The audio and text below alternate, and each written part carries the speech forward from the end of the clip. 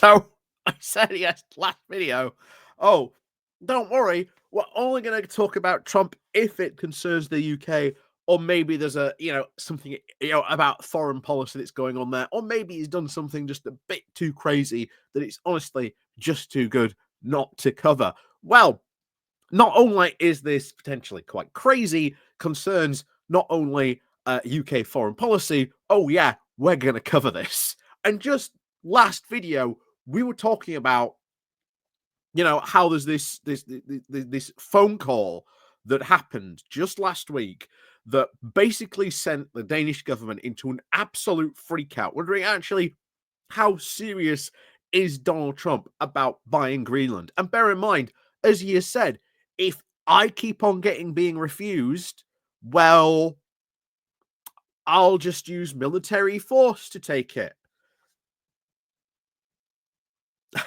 you know?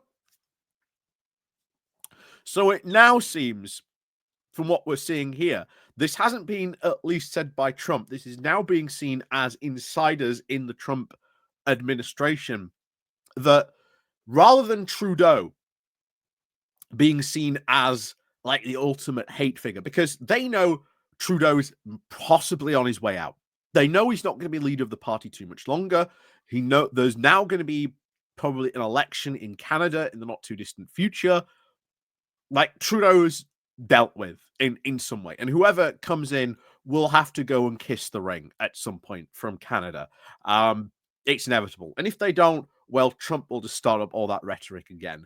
It now seems that the new hate figure in the Trump administration is now Starmer, and there are now, according to this, what we're going to be reading in a moment, according to this, there are now people in the Trump administration who want to see a regime change in the UK.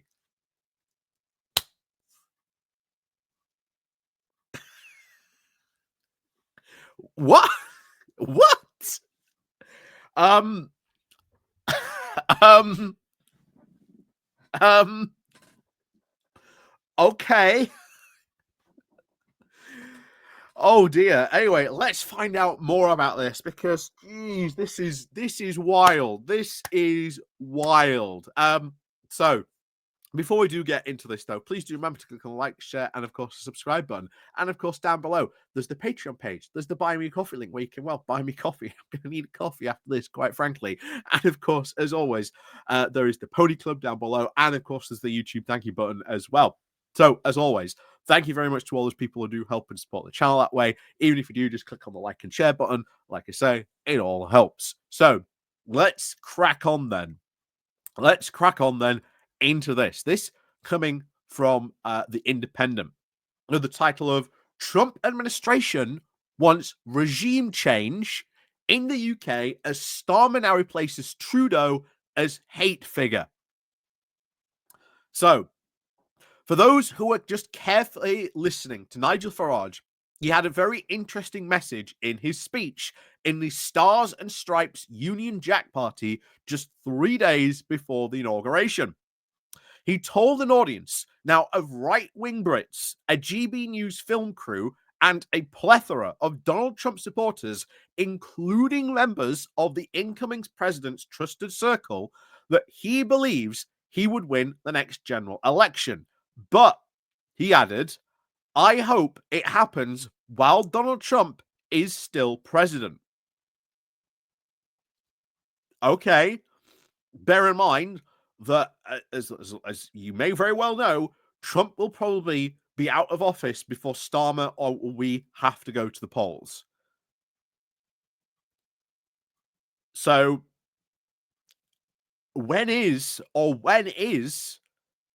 Farage at least hoping there is going to be another general election? So, Trump's presidency is set to run out, of course, in 2028, as I just said. The year before, of course, Keir Starmer has to go to the country in the UK. So, was it Farage's optimism, or is there something else at play? And this is, I think, what we should worry about. Is there something else really at play going on here? which is what we will have to absolutely keep an eye out for here going on in the UK. So, this was, of course, not just a piece of wishful thinking said in a vacuum.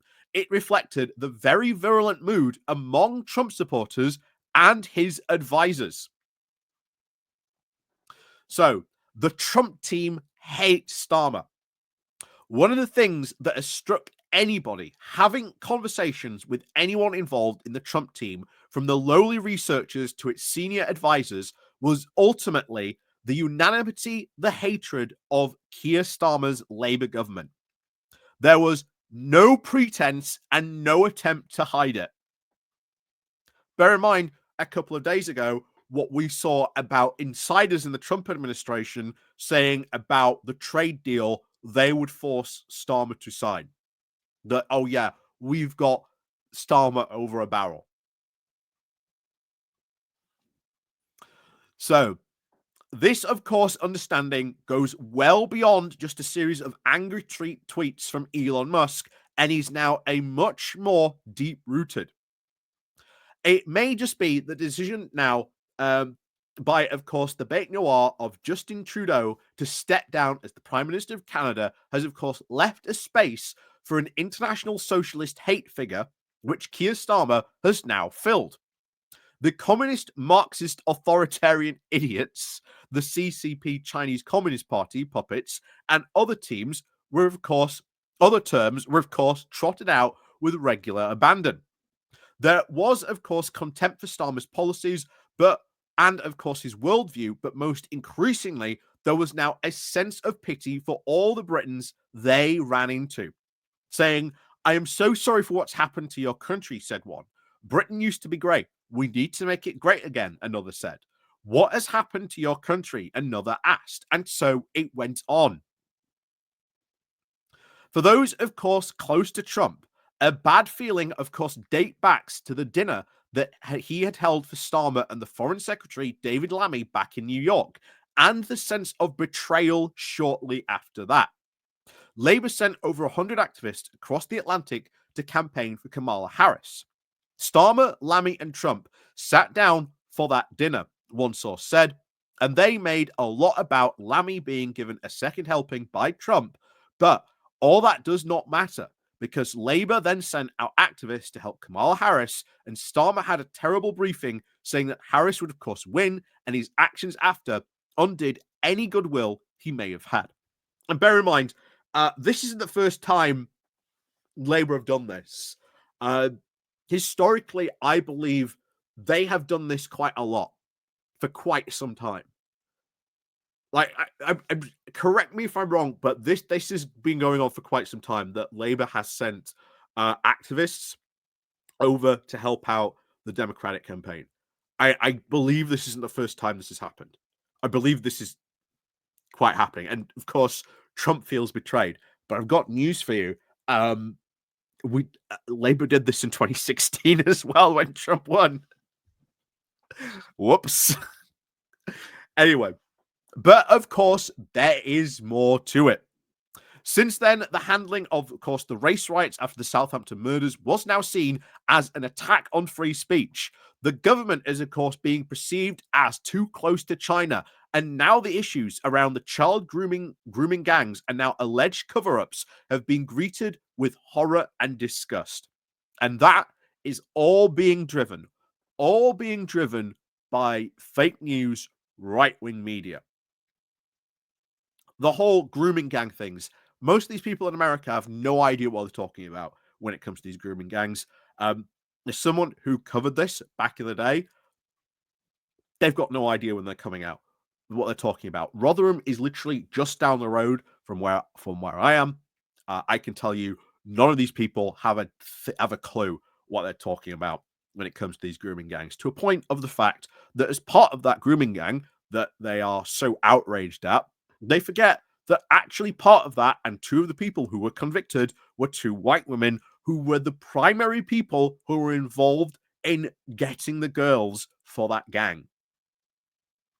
Do they ever bring this up? Does anyone on the right ever bring this up? No, because it destroys their entire notion that this was a complete and only Asian gang that was behind it, because then, oh, you know, they have to sort of look elsewhere on this. But again, it's what we've been saying quite a long time. They do not care about this. They use it not more again to spread hate and discourse against, of course, the Asian community. Too close to China. Reeves went to China to try and do a trade deal and came back with, well, peanuts. Quite frankly, it wasn't a lot, but hey, it was something.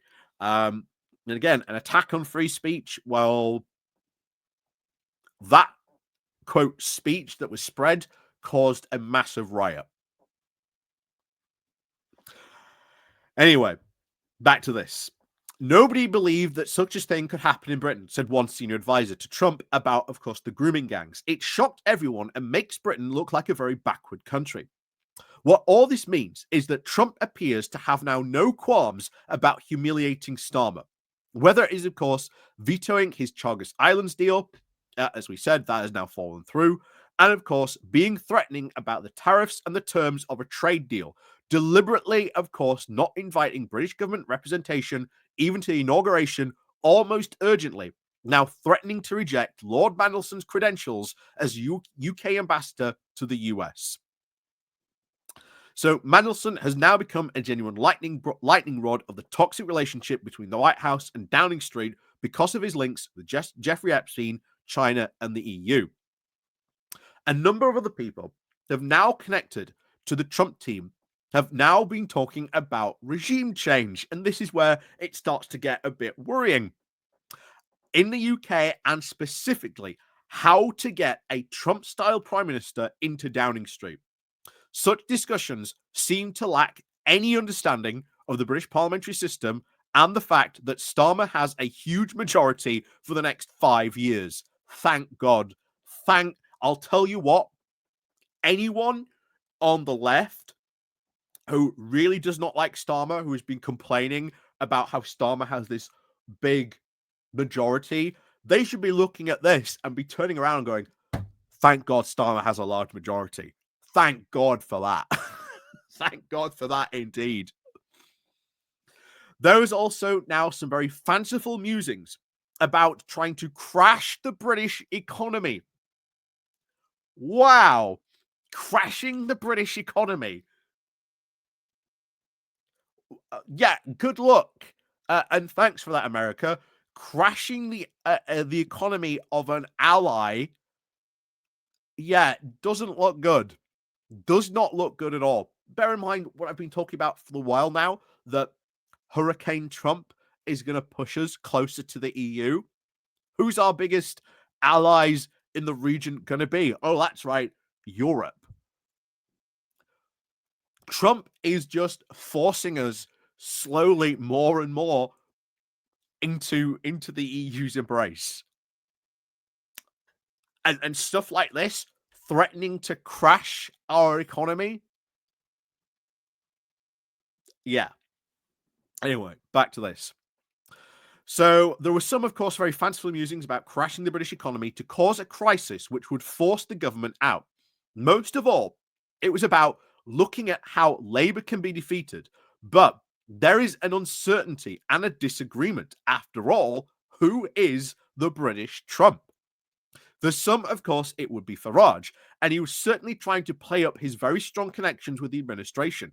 But the Reform UK leader was not invited into the Capitol Rotunda for the ceremony, unlike former PM Boris Johnson. Anyone ready for that Boris Johnson comeback yet? He did say when he left, hasta la vista. What were the next words of that? I'll be back. And of course, Elon Musk is not the only one who is having doubts about whether Farage can actually carry off a victory by himself. And bear in mind, he can't. Everyone goes on about, oh my God, Reform UK, look at the numbers, look at the polls, look at all this. Well, actually, let's look at their electoral success. Since the general election, there have been a total of 180 plus, I think, roughly around that region, by-elections happening in the UK. Now, if Reform UK are so popular, as if many people want us to believe or panic about them being, why then, out of that 180 plus number, have they only won 7 seats? But bear in mind, guys, some people will look at these polls and go, oh my God, Farage is going to be the next prime minister. Oh my God, we're doomed. We're doomed. Look at them electorally. 180 plus by-elections have happened since the general election. Reform have only won 7. Turns out that popularity is just a massive paper tiger. A massive paper tiger. Because when it comes to votes and winning elections, they can't do it. So, back to this. Farage obviously has important allies and cheerleaders, not least, of course, the 47th President of the United States, but also figures like Farage's former aide, who is now a very highly influential MAGA insider, Rashim Qasim, as well as, of course, Steve Bannon. The Reform UK leader also had a meeting with one of the parties the night before the inauguration with Trump and Musk, which saw some reapproachment with now the billionaire ex-boss. Yeah, Bridges totally rebuilt on that. Bridges totally rebuilt. There were, of course, some very high-profile Tories in town for the inauguration. This included Johnson, the Shadow Foreign Secretary Priti Patel, former PM Liz Truss, and a number of peers. They were clearly had their own links to, of course, the new Vice President, J.D. Vance, and likes Kimmy Badenoch very greatly.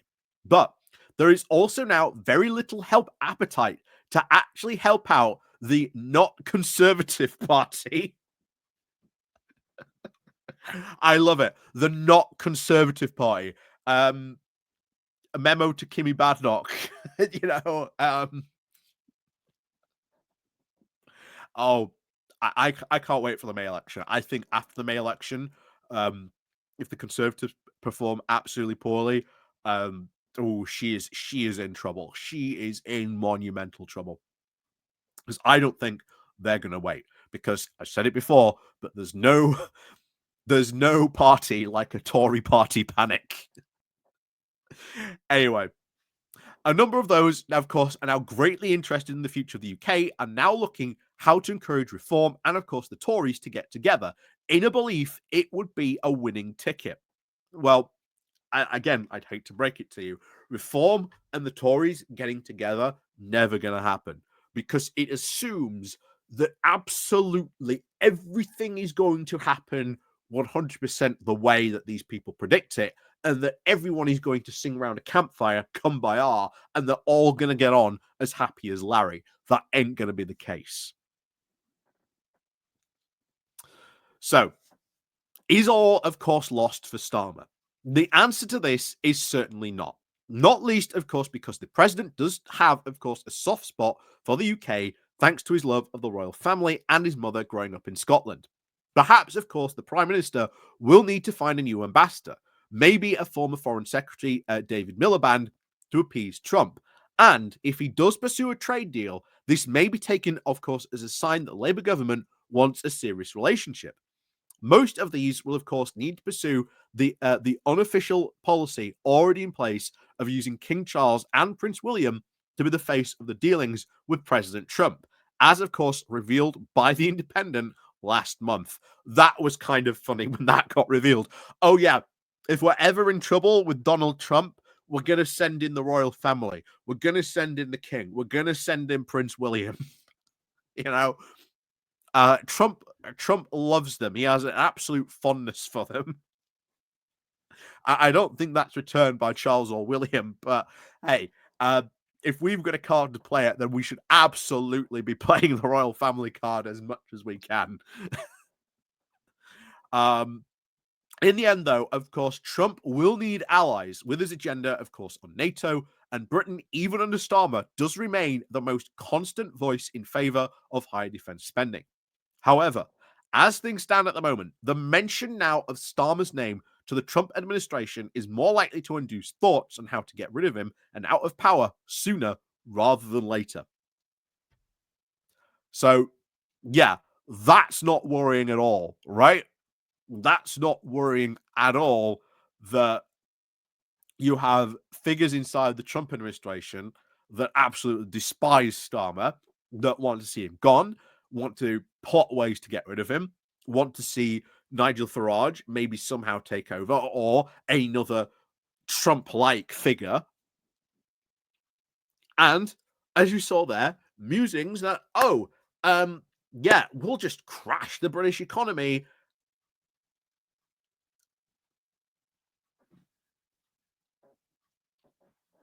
Yeah, that's not worrying at all. Denmark, I know how you feel. Like say, Denmarkians, Greenlandians, Greenlandians. I don't know. Yeah, I'm with you. I'm with you. Let us join together in a true sense of panic. In fact, let us come together in this. After all, we were very similar on our feelings about the EU back in our time when we were in the EU together. But hey, maybe we can come together again, over this, and have a shared panic on this. But yeah, this is kind of worrying. The fact that you've got senior officials who will just go, I wonder, could we crash the British economy and thus somehow get rid of Keir Starmer and thus somehow implant, Nigel Farage as prime minister? Yeah, that's totally not worrying at all, right? Not worrying at all. So, as always, thank you very much for watching. Let me know what you think down below in the comments. And of course, as always, we'll see you all next time.